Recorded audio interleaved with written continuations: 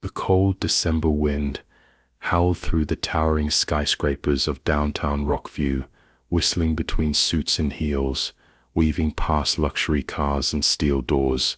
Inside Sterling and Sons Bank, a sanctuary of money, marble, and glass, the hum of air conditioning and whispered conversations barely masked the smug security of wealth.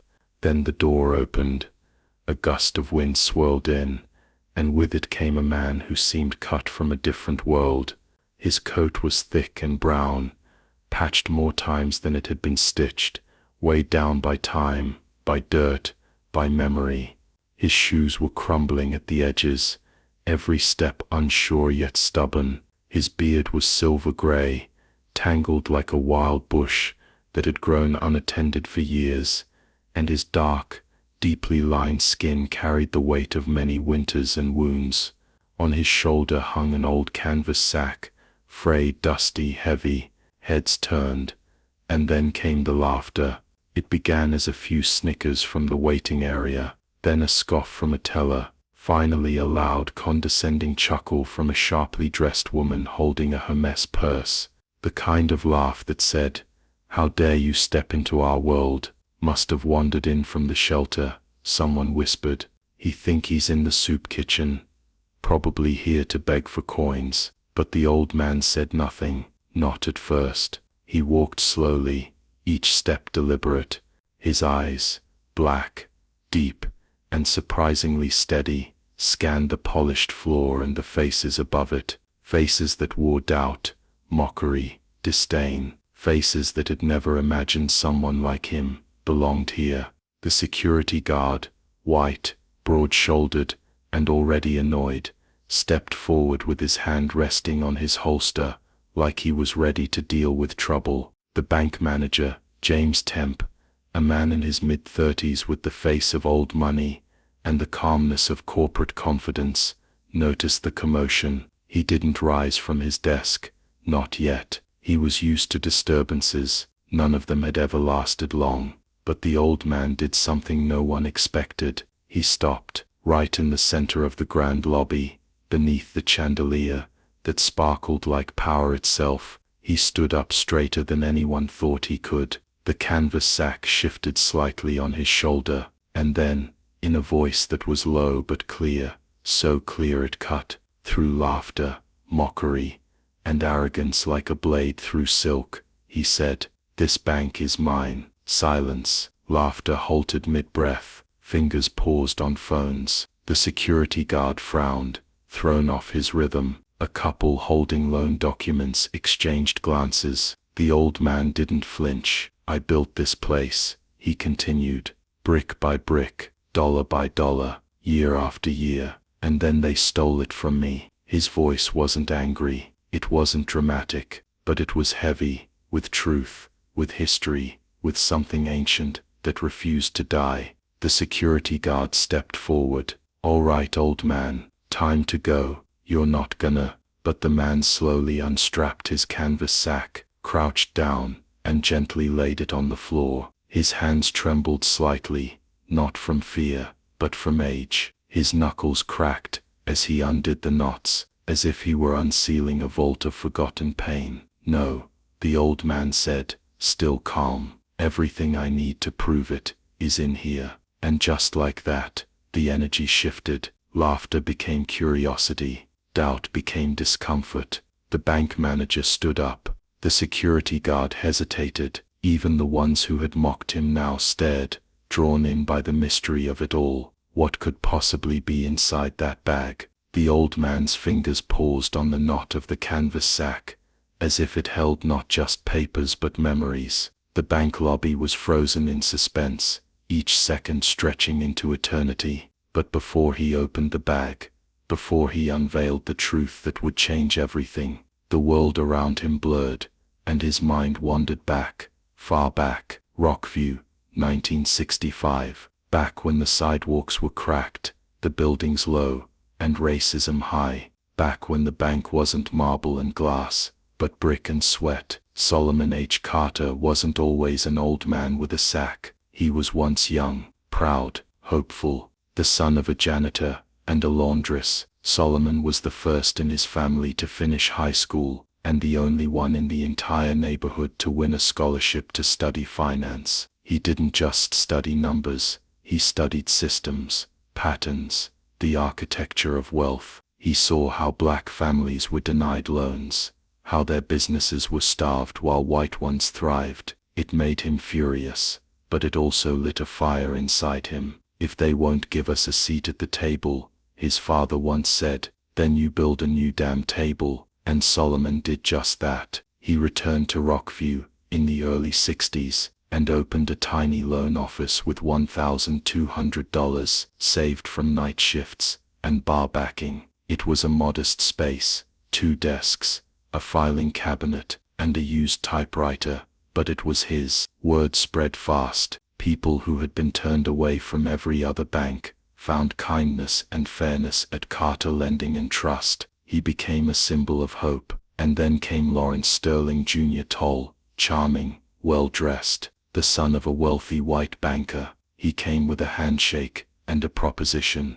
I've been watching you, Lawrence said. You have potential, but you'll need bigger money to build what you really want. Let's partner. Solomon hesitated. He knew the world didn't treat black men kindly in boardrooms. He knew partnerships often came with hidden clause, but Sterling seemed different, progressive, even, and Solomon had a vision too big for 4 walls. Together, they founded Sterling Carter Savings, which would later become Sterling & Sons Bank. It started beautifully. Solomon brought the community, Sterling brought the capital. The bank grew like wildfire. They opened branches, built trust, and slowly turned Rockview into a place where black families could finally dream of homes, schools, futures. Solomon poured his soul into it. Late nights, early mornings. He trained staff, met with families, created outreach programs, and mentored young black accountants. His wife Grace packed him meals and reminded him to rest. You're building more than a bank, she'd say. You're building a legacy. But legacy makes people nervous, especially those who believe legacy should belong only to a certain kind of man. Behind Solomon's back, whispers grew. Lawrence began holding private meetings. Subtle changes were made in company structure. A few new board members, wealthy, white, and disconnected, were added. And then, the betrayal began. 1968. The boardroom. A cold morning. A letter of accusation slid across the polished wood. Mr. Carter, Lawrence began, his voice measured. Concerns have been raised regarding your leadership, fiscal mismanagement, conflict of interest, potential reputational harm. Solomon blinked. What are you talking about? We're moving forward with a restructure. Lawrence continued. You'll be given a generous severance package, but effective immediately. You're no longer part of the executive board. The room was silent. No one looked him in the eye. Solomon laughed, dry, disbelieving. You're stealing my life's work. Lawrence stood, smoothing his tie. I'm protecting it. You were the face we needed. But now, we've outgrown the optics. Optics, a word that meant you were useful until you became too powerful. Solomon fought. He gathered documents, letters, signatures, proof. He went to court, to city hall, to newspapers. Doors closed, phones went unanswered.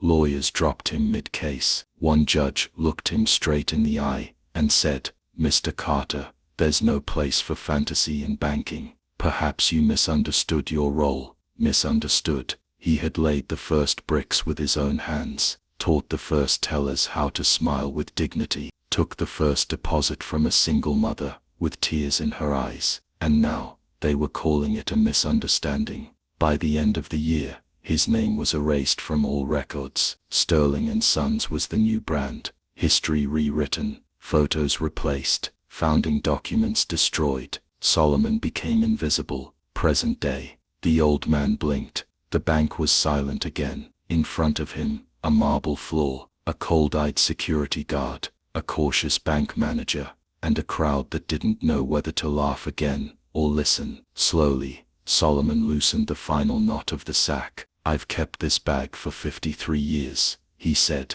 his voice shaking, but proud. Inside are the pages they tried to burn, the signatures they tried to forge, the truth they tried to bury. He opened the sack, a worn leather-bound ledger, faded dollar bills, legal deeds, letters signed by Lawrence Sterling Jr. himself, and at the top of the first yellowed page, written in bold ink, though time had tried to fade it, founders Solomon H. Carter and Lawrence Sterling Jr., 1965. The room exhaled, and just like that, the past was no longer dead. It had risen, and it had come for justice. A strange silence had overtaken the grand lobby of Sterling and Sons Bank. No one breathed, no one moved. Every eye, mocking just moments ago, was now locked on the worn leather-bound ledger.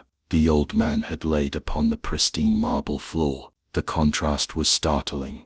Old paper against polished wealth, a forgotten truth against decades of curated power. The old man, Solomon H. Carter, placed a trembling hand over the cover of the book like it was sacred. "This," he said quietly, "is the first ledger of this institution, the real beginning, not the polished lie framed in your boardroom, not the plaque by the front door. This book, this is where the truth lives." The pages crackled like dry leaves as he opened them. The scent of time, ink, dust, memory, rose faintly into the air. He flipped slowly, each turn deliberate. The crowd leaned closer, instinctively drawn in, and then they saw it. Page 1, in faded but unmistakable black ink. Founding partners, Solomon H. Carter, Lawrence Sterling Jr., March 17, 1965. Next to the names were signatures, real, handwritten, undeniable. One flowed with elegance, the other was tight and clean, written by a hand trained through struggle. Gasps rippled across the lobby. The young bank teller from earlier, Melanie Jones, who had once joked about the homeless man, took a hesitant step forward. Her eyes darted between the ledger and the face of the man, who now seemed like a living monument. The security guard, Stephen Miller, remained frozen in place, his hand still resting on his holstered weapon, though his fingers were now twitching, uncertain. Bank manager James Temp finally moved. He stepped forward slowly, his well-polished shoes clicking softly against the marble. As he approached the old man and the open book, his face, once calm and composed, now carried the tightness of disbelief. "What is this?" James asked, voice low but shaken. "Where did you get this?" Solomon looked up at him, not with anger, but with an unshakable calm. "From the beginning, where I started, where they tried to bury me." He gestured to the documents, his voice gaining strength. "This ledger is proof that I co-founded this bank, that I was here before any of you were born, that they took what I built and erased me from it like I never existed." James stared at the page, his eyes scanned the signatures, then the dates, then the faded seal. At the bottom, Sterling Carter Savings, Rockview Office, 1965. He swallowed hard. "I've studied the history of this bank, I've given my career to it," he murmured, almost to himself. "Your name, it's never been mentioned." Solomon let out a quiet, tired chuckle. "Exactly." The tension in the room thickened, like humidity before a storm. Customers began whispering, phones were raised, videos began recording. Social media was already swallowing the moment whole. Solomon reached into the sack again. This time, he pulled out faded bills, stacks of them, old denominations, yellowed edges, each with the original Sterling Carter logo stamped into the top corner, currency that hadn't been seen in over 5 decades. He laid them beside the ledger. The evidence was stacking, literally. These bills were from the first deposits made in this bank. Families who trusted us, trusted me. These came from black hands, poor hands, and they were used to build this institution from the ground up. Stephen the guard scoffed, though less confidently now. Anyone could have found old money and made up a story. He snapped, trying to reclaim the power slipping through his fingers, but even he heard the doubt in his own voice. James turned toward Stephen, eyes flashing with a new expression, fear, maybe, or the weight of truth cracking his foundation. "Stephen," he said sharply, "step back." Stephen's mouth opened, but something in James's voice silenced him. He reluctantly stepped away. though his eyes stayed locked on Solomon, boiling with confusion. James knelt beside the ledger, gently touching the page. His fingers traced the name, Solomon H. Carter. "This changes everything," he whispered. Solomon nodded slowly. "It does, and it should, because you've been living in a lie." A murmur of tension washed through the crowd. Some customers looked uncomfortable. Others, young, curious, more open, watched in quiet awe. And then Melanie stepped forward. She picked up one of the faded bills from the floor and turned it in her hand, like she was holding something holy. "Mr. Carter," she said softly, "I believe you." The old man looked at her, really looked, and in that moment, his eyes shimmered with something rare. Not pride, not victory, something deeper, relief. For the first time in over 50 years, someone believed him. The tension in the lobby hung like a low thundercloud, heavy, and waiting to break. Every corner of Sterling and Sons Bank buzzed with a nervous energy. The elegant walls, that once felt untouchable, now echoed with doubt. Employees whispered.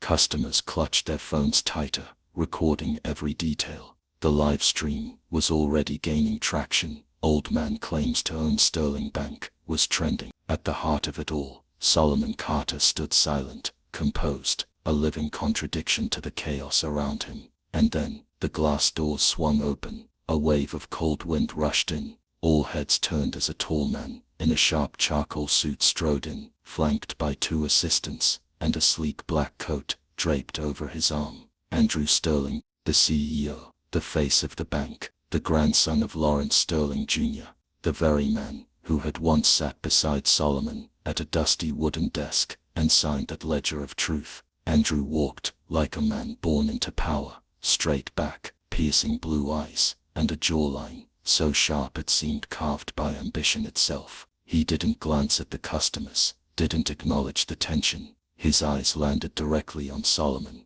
He paused. Recognition flickered, just for a moment, in his gaze. Then it was gone. "What the hell is going on here?" Andrew's voice sliced through the silence like a blade. James Temp, still kneeling near the ledger, rose slowly to his feet. His expression was a mix of dread and resolve. "We have a situation," James said carefully. "This man, his name is Solomon Carter. He claims."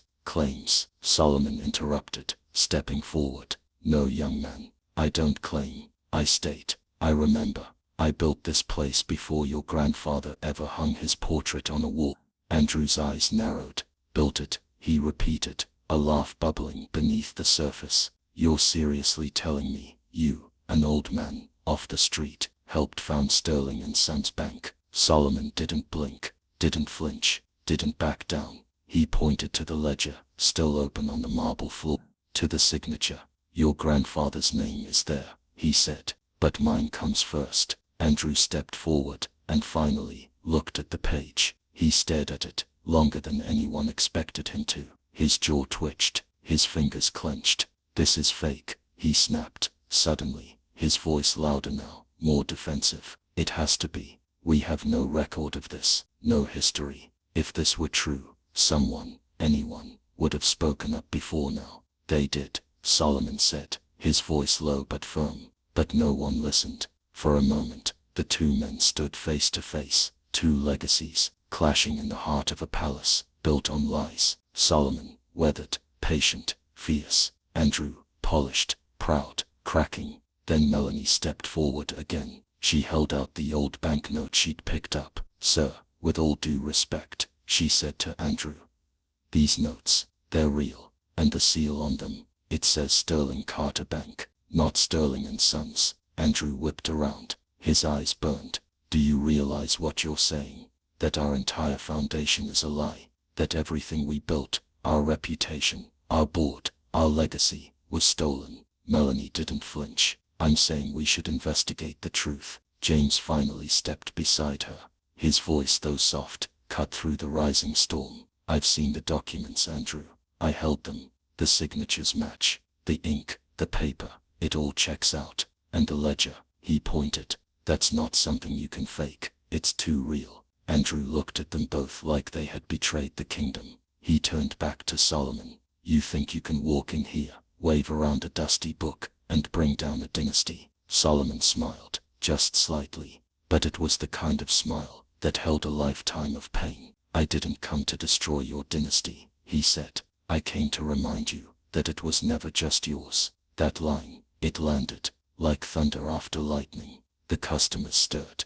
The bank staff exchanged glances. Even Stephen, the security guard, who'd once threatened Solomon, shifted uneasily, his fingers twitching near his belt, but no longer sure what they were defending. Andrew turned toward the crowd, realizing, for the first time, that this moment had escaped his control.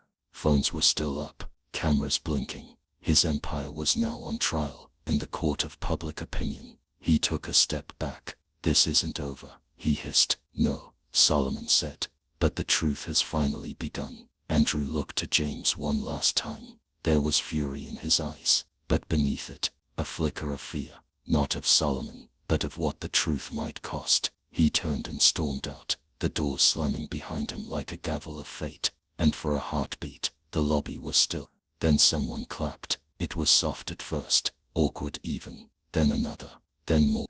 Within seconds, the bank was filled with the sound of applause, not wild or victorious, but sincere. A sound that said, "We hear you now. We believe you. We're sorry." Solomon stood still, his chest rising with a deep breath, his first free one in 53 years. The applause died down, but its echo hung in the air like incense, sacred, haunting. Solomon H. Carter stood in the middle of Sterling and Sons Bank, surrounded by strangers, who now looked at him, not as a trespasser, but as something closer to a monument, forgotten, weathered, but standing still. The leather-bound ledger lay open in front of him, like a wound from the past, finally exposed to light. He took a step forward, his knees trembling slightly, not from fear, but from age. With both hands, he lifted the ledger and placed it gently on the large marble counter near the center of the lobby. The room went quiet again. No phones rang, no keyboards clicked. Even the cold humming air from the vents seemed to stop and listen. Solomon opened the book to the first page and ran a finger over his name. His voice, when it returned, was low and filled with a raw, unfiltered emotion. "My name is Solomon H. Carter. This is the proof of what was stolen, and the story of how I built it." 1965, the beginning of fire. His voice began to rise, slow and deliberate, each word weighed down by memory. This bank was born on a kitchen table, not in a boardroom, not in some corporate suite. He turned the page. "My wife and I used to sit with ledgers like this one, back when we only had 20 clients. We'd work through the night, her balancing numbers by candlelight, me calculating interest by hand, because we couldn't afford electric lighting. But we had hope. We had fire. There was silence, a kind of reverence in the air, as if every chair, every tile, every glass panel remembered those nights too." Solomon flipped to the next page. The ink faded, but not forgotten. "We gave out our first home loan to a woman named Beatrice Gordon, widowed, 2 kids. The banks laughed at her application. I didn't." He looked up. "You know why? Because I remember what it's like to be laughed at, for even daring to dream." Melanie Jones bit her lip, her eyes glassy now. Even James Temp, so long tethered to polished diplomacy, seemed shaken. Solomon turned another page. He tapped it gently. "This here is the letter my wife wrote, helping me draft a business proposal to expand. We couldn't afford a typewriter ribbon, so we wrote it by hand, every word spelled carefully, every comma thoughtful. When we submitted it, the city council shredded it." His voice broke for just a moment, but not enough to stop him. "They said, 'A black man with a bank. Be serious.'" A murmur rippled through the room. Solomon didn't let it linger. He turned another page. "This ledger doesn't just hold numbers. It holds my life. It holds my late wife's handwriting, my father's final loan repayment before he passed, and the signatures of every soul who believed in something bigger than poverty and pain." He paused, eyes scanning the silent crowd.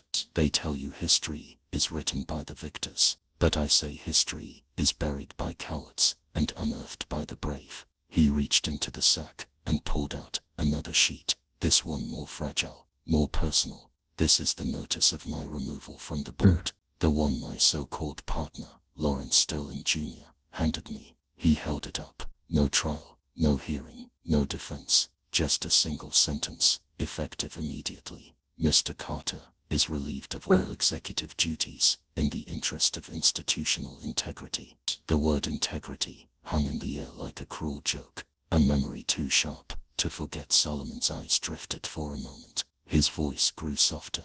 I remember that day clearer than yesterday. I walked out of the office holding his paper. It was raining, cold, and I still had on my Sunday suit because I wanted to look respectable. He looked at the note. A little girl outside the bank, maybe 8, maybe 9, ran up to me. Said her daddy told her I was the man who helped them buy their house. She hugged me. I had no words, just tears. A silence fell again, but this time, it wasn't uncomfortable. It was sacred. History isn't always written. Sometimes, it's silenced. Solomon's hands trembled slightly, but he flipped through a few more pages. After they erased me, they changed the name from Sterling Carter Savings to Sterling & Son. I was told I had misinterpreted my role, that I was confused about the structure. He scoffed bitterly. That's how history is rewritten, not by truth, but by paperwork. James slowly approached and looked at the ledger again. He placed a hand over one corner of the page, gently steadying it. This book, James said softly, it's alive. Solomon looked at him. Eyes sharp.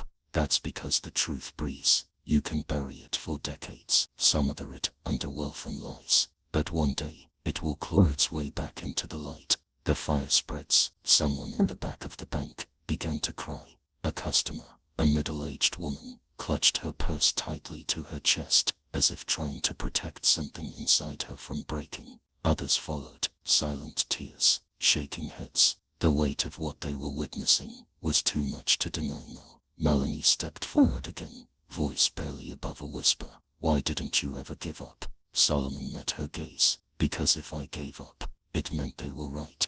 That I didn't matter.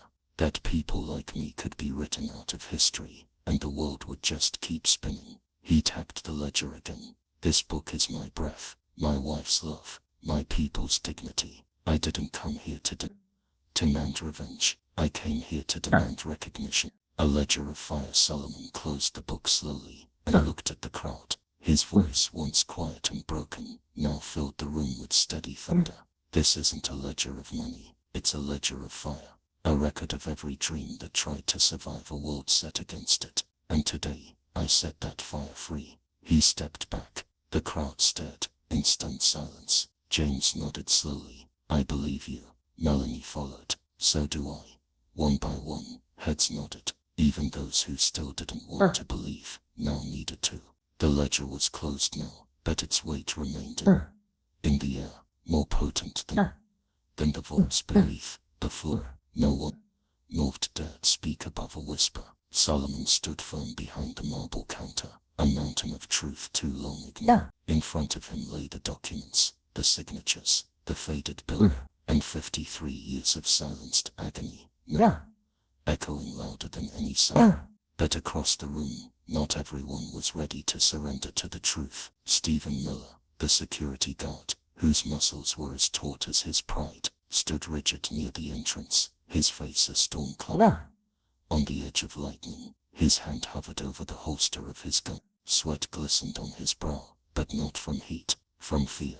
Not fear of Solomon, but of what his presence meant, of the order collapsing, of the story he'd believed all his life beginning to rot at the roots. He had always seen himself as a guardian of peace, but now, peace looked different. It had a black face, ragged clothes, a calm, fearless stare, and Stephen's world didn't know what to do with that. His jaw clenched. Enough, he growled, stepping forward. This circus has gone too far. The crowd flinched. James' temp instinctively moved between Stephen and Solomon, holding up a hand. Stephen. Wait. But Stephen's voice thundered through the lobby. No, I've had enough of this, he barked, loud enough to shake the chandelier above. This man walked in off the street with some dusty papers, and now we're throwing away everything this bank has stood for. Are you all insane? Stephen, calm down. Melanie started, but Stephen ignored her. He glared at Solomon, like he was a threat. Not because he had done anything, but because he hadn't backed down. You think you're some hero? Stephen spat. You think you can just walk in here, say a few emotional words, and tear down a century of history? Solomon's voice was quiet, but firm. I didn't tear it down. I built it. That was it. Stephen's hand flew to his side. Click. The cold metal of the gun glinted under the lobby lights. As he drew it halfway from the holster, the crowd gasped in horror. Phones dropped. A child near the corner whimpered. Someone screamed. James stood frozen, his hand still half raised. Stephen, put the gun down. He's causing a threat. Stephen shouted, his voice shaking more than his hands now. I'm doing my job, but everyone could see he wasn't protecting anyone. He was defending a lie. Solomon stood still, utterly, unbelievably calm, his eyes locked on Stephen's, not with anger, but with something far more unsettling. Teddy, you don't need that gun, son, Solomon said gently. You're not protecting the truth. You're protecting the comfort built on my erasure. Stephen's hand trembled, his grip loosened, but his pride held fast. You think I care about your sad little story? He snarled. You're just another angry old man, with a chip on your shoulder. James stepped forward now, his voice rising with urgency. Stephen, listen to me.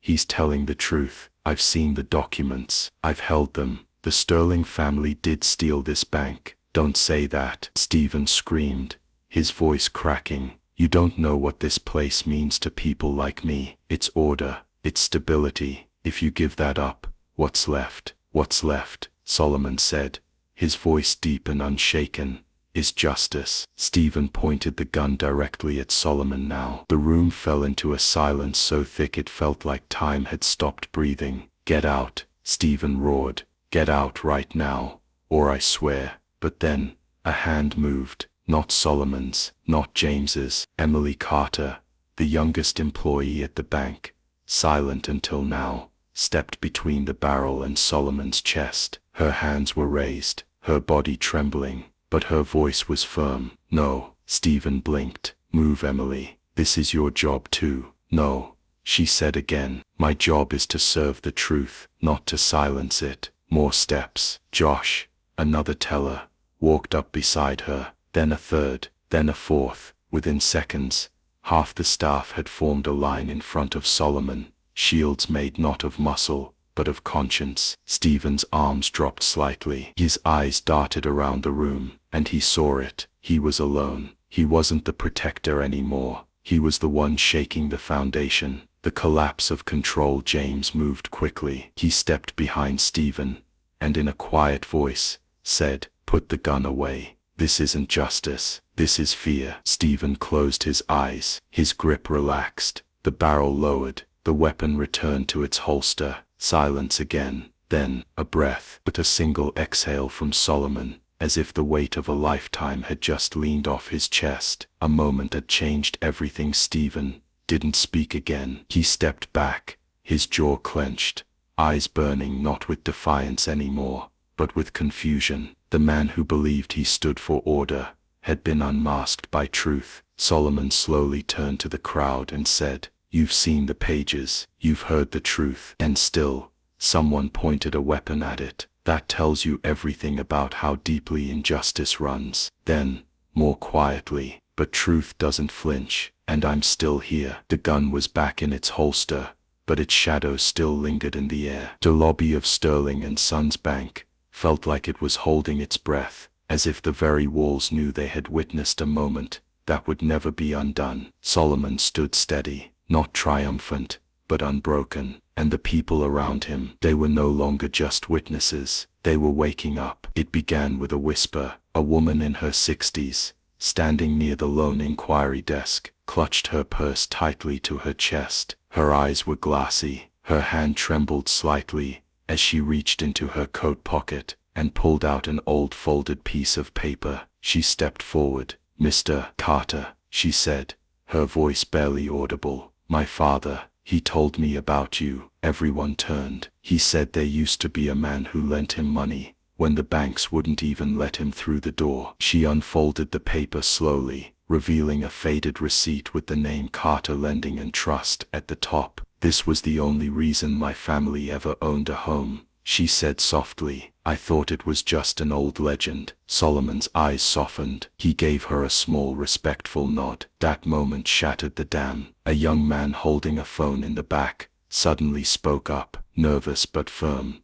"I'm streaming this right now. There's thousands of people watching, hundreds of comments. Everyone's asking why no one's ever heard this story." Another woman, well-dressed, clearly a long-time customer, looked down at the ledger, then back at Solomon. "This bank has always prided itself on transparency," she said with quiet fury, "and yet not once have I seen this man's name in any annual report, any portrait, any boardroom." The teenage girl near the exit, probably dragged here by her mother, looked up from her phone. "It's all over TikTok," she whispered to her friend. "Old man exposes bank's racist past. It's going viral." People were no longer whispering. They were speaking out loud, out clear. And, one by one they moved, not toward the exit, not away from the commotion, toward Solomon, toward the table where the ledger, bills and papers sat like sacred artifacts. Melanie stepped aside,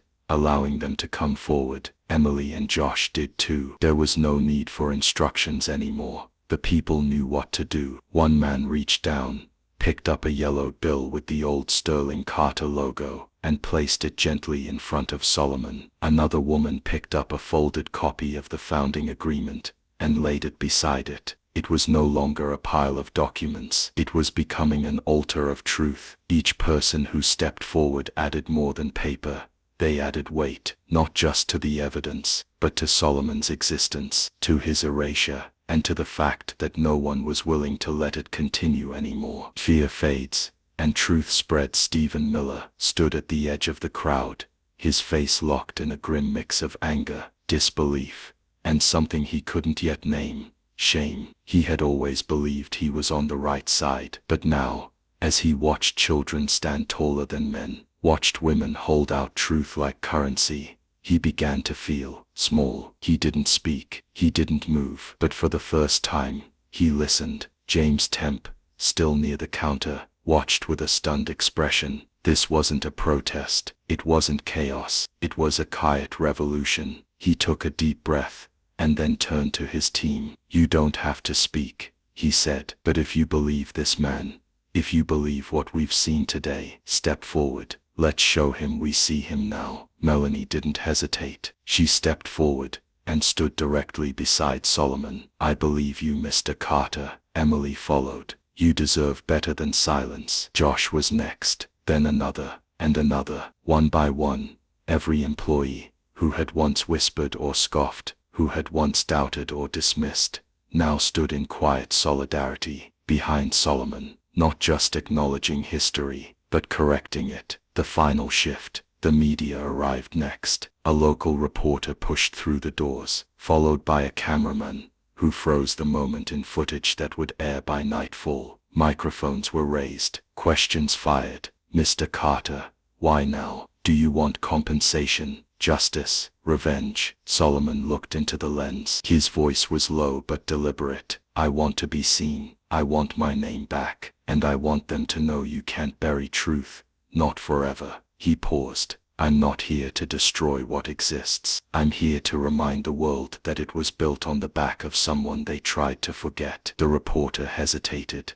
then asked one more question. "What would justice look like for you, Mr. Carter?" Solomon's eyes wandered to the wall across the lobby, the wall where portraits of bank founders lined up in golden frames, all white men, all smiling. His answer: "My face on that wall, my name on that plaque, and my story in the books you give to your children." The world watches. As evening approached, the sun cast long shadows through the bank's glass windows. The warmth of it hit Solomon's face, catching in the silver of his beard, outlining him like a prophet at the edge of prophecy fulfilled. And for the first time in over 5 decades, he wasn't standing alone. He was surrounded by people who had once laughed, once ignored, once doubted, but now they stood with him, not because he had demanded it, but because truth had finally broken through their silence. That night, the headlines didn't whisper, they roared. Man claims, bank was stolen,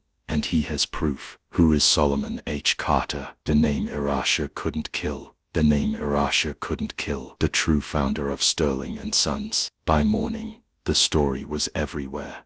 TV screens, radio interviews, podcast panels, social media feeds, flooded with the image of an old black man in a dusty coat, holding a ledger like it was a sword made of paper and pain. The boardroom burns. 2 days later, in the penthouse boardroom of Sterling and Sons, glass walls trembled under the weight of a very different storm. The board had gathered, not for strategy, not for expansion, but for damage control. Andrew Sterling III stood at the head of the long table, his perfect suit crisp, but his nerves fraying beneath the fabric. "This is madness," he muttered, pacing, a crowd-fueled PR nightmare. "He's a storyteller, not a founder." James Temp, seated across from him, placed the aged documents and ledger on the table between them, like evidence in a courtroom. "He's not just a storyteller, Andrew. He's history, living, breathing, undeniable history, and whether you want to admit it or not, these papers prove it." Andrew glared. "Do you even understand what this means? We'd have to rewrite everything, legal histories, founding records, even the name of this damn bank, not to mention the Matthews family, our major shareholders, won't tolerate this." James didn't flinch. What they won't tolerate is justice. "But that's what I signed up for, and I won't protect a lie just because it's dressed in legacy and power." Silence. Then from the far end of the table, one of the older board members spoke, a woman who had watched the entire exchange quietly. "If we deny this man now," she said slowly, "we're not protecting the bank, we're protecting a theft, and history will not forgive us." Andrew slammed a fist on the table. "So what? He gets a seat on the board. We hand him a ceremonial medal, and call it even." James leaned in, voice sharp now. "He doesn't want your pity. He wants the truth, his name, his legacy, and every damn brick of this bank that was stolen from him, recognized for what it was." His courtroom earthquake. A week later, the lawsuit was filed. Solomon H. Carter versus Sterling and Sons Bank, the Matthews estate, and the city of Rockview. The charges were staggering: fraud, conspiracy, erasure of legal ownership, racial disenfranchisement, institutional theft. The courtroom overflowed. Reporters sat shoulder to shoulder with students, historians, activists, and strangers who'd seen the video and couldn't look away since. When Solomon took the stand, there was no nervousness, only clarity. He wore the same old coat, brought the same canvas sack, carried the same quiet storm inside his voice. He told his story, from the dusty loan office on Elm Street, to the first ledger he signed with pride, to the day they locked him out, to the 53 years of silence, and finally, to the day he walked back in. The collapse of the Sterling myth. Andrew Sterling took the stand too. His testimony was defensive, bitter. He accused Solomon of fabricating documents, staging emotion, manipulating the media. But when James Temp was called, his testimony cut like a scalpel. He confirmed the authenticity of the ledger, the matching signatures, the timeline, the old board meeting minutes that mysteriously stopped referencing Solomon's name after 1968. He looked straight at the jury. "We've spent generations profiting off a lie. I won't be part of hiding it anymore." The courtroom was silent, and then the final blow came. A surprise witness, Elijah Matthews, great-grandson of the family that had backed the takeover. He walked in, suit tailored, eyes heavy. He'd found something buried deep in the family's archives, sealed letters between Lawrence Sterling Jr. and his grandfather. He submitted them to the court. In those letters, Sterling admitted what had been suspected all along, that Solomon had been forced out, not because of mismanagement, but because he was black, and the optics didn't serve the brand. Those words sealed the silence in the room. Verdict: a name restored. After 6 grueling days of arguments, the verdict came. unanimous. The court recognized Solomon H. Carter as the rightful co-founder of Sterling and Sons Bank. It mandated that the bank immediately update its historical records, issue a formal public apology, and most importantly, rename the institution Sterling Carter Financial. Solomon didn't smile when the verdict was read. He closed his eyes, bowed his head, and whispered, "Grace, we did it." The mural 2 months later, the bank unveiled a mural in the lobby, not just a portrait, but a full scene. A young Solomon and his wife Grace, sitting at their kitchen table, papers spread out like hope made real. Beside it, a plaque, in honor of Solomon A. Carter, co-founder, visionary, and voice of the silenced. This bank stands because he stood first. And Solomon, he didn't ask for a salary. He didn't want a seat at the board. He just asked for a bench, right outside the bank's entrance. A quiet place where he could sit in the sun, watching children walk by, knowing that they would now grow up seeing his name, and not just as strangers. He would sit with his old canvas sack, sipping coffee, nodding at passers-by, who recognized him now. Because now, the world saw what it had tried to forget. It was a quiet spring morning in Rockview. The sun poured through the freshly cleaned glass facade of the newly renamed Sterling Carter Financial Building. The old gold-lettered sign had been taken down 2 weeks ago. In its place stood a new one, sleek, black metal against polished stone. 2 names, equal size, equal weight. Inside, everything had changed,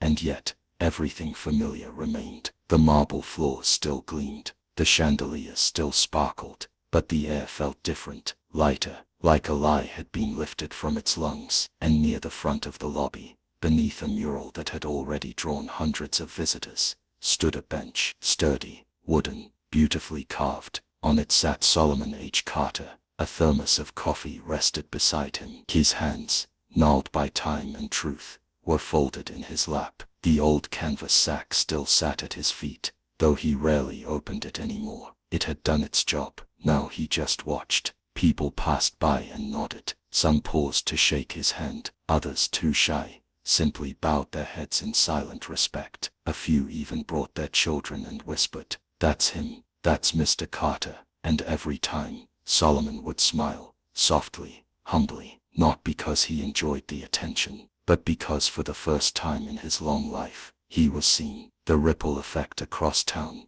A classroom of high schoolers sat watching a video titled, "The Forgotten Founder, The True Story of Solomon H. Carter." It was part of the new Rockview school curriculum. The history once erased was now being taught as fact. One student, a young black girl named Lena, raised her hand. "Why didn't they believe him before?" she asked. The teacher hesitated, then answered honestly, "Because some people fear truth more than lies." At the bank, Emily Carter, no relation, but now a proud symbol of her generation's courage, had been promoted. She now stood at the side of the boardroom table, not taking coffee orders, but giving quarterly reports. Beside her, Josh, who once scoffed at Solomon, now managed the community investment wing, a department created in Solomon's name to fund local black-owned businesses and minority startups. And behind them, in a newly installed portrait gallery, 2 large frames faced each other, one of Lawrence Sterling Jr.,